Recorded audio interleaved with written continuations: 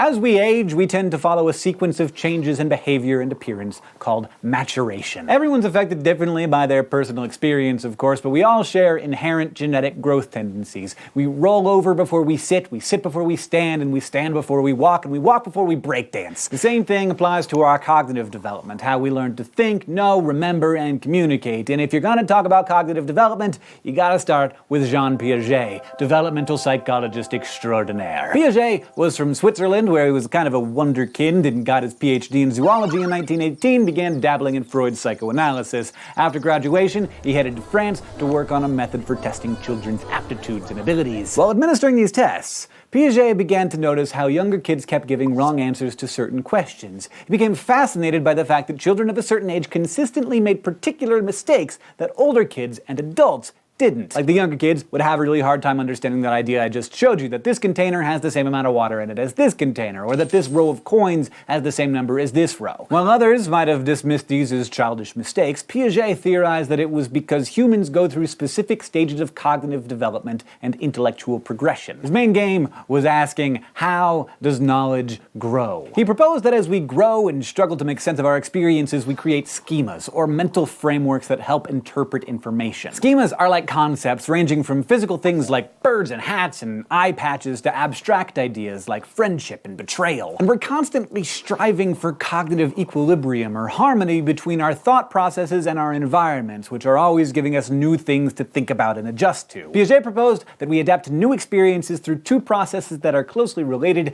assimilation and accommodation. When we assimilate new experiences, we interpret them in terms of our existing schemas. So if a toddler has never seen a deer but has a schema for horse, she may call the first deer she sees a horsey. She wants to fit it within her understanding. But with more interactions in the world, our minds expand to accommodate or adjust to new experiences. So soon enough, that kid realizes that deer aren't just horses, and she adjusts her schema. From there, she'll be able to tell the difference between Bambi and Black Beauty in no time. But our knowledge base grows in ways that are much more complex than just those two steps, and Piaget knew that. He went on to devise a four-stage theory of cognitive development that described how we learn in different phases of our lives. He called stage 1 the sensory motor stage, which begins at birth and continues on to about age 2. This is the time when babies experience the world through their senses and actions, touching and grabbing and looking and hearing, and putting things in their mouth. From what I can tell, mostly just putting things in their mouth. Younger babies may get scared around strangers, seem to live only in the present, and have to see something to know it exists. This makes them very easy to trick, if you're into that. I mean, if you have any experience with babies, just think about this. Toss a blanket over a 6-month-old's pacifier and they think it vanished.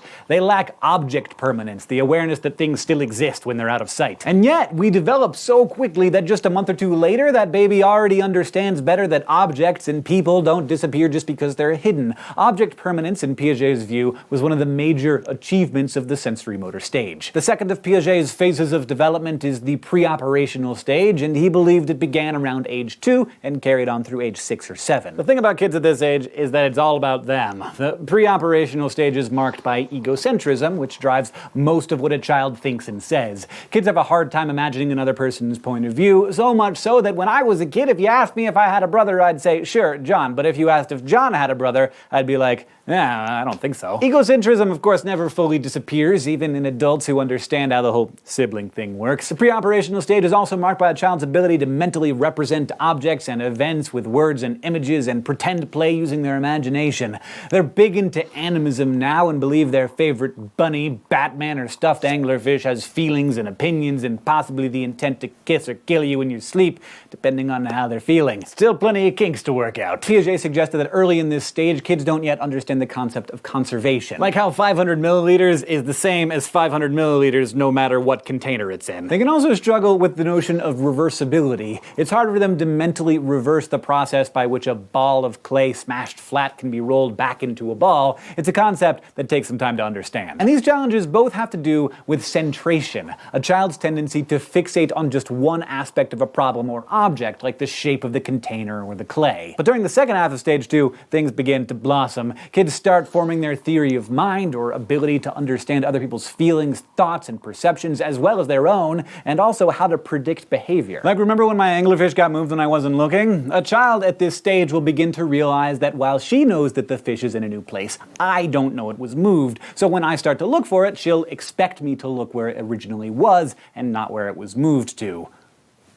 These new people skills have all kinds of awesome applications, from trying to convince your parents to give me that extra cookie I so desperately need, to showing empathy, which is better, and offering comfort to others when they seem sad. Piaget called the third stage of development, beginning around age 6 or 7 and lasting until 11 or 12, the concrete operational stage. Kids are starting to think logically about concrete events that they've actually experienced. And unlike children in the earlier phase getting hung up on issues of centration, kids in this stage experience decentration and become able to see beyond just one aspect of an object or problem. So now, problems with reversibility and conservation just cease to be problems. And the last of Piaget's 4 stages is the formal operational stage, which starts about 12 and carries us through the rest of our lives. By now, our reasoning is expanding to include more abstract thinking, problem solving, and hypothetical questions.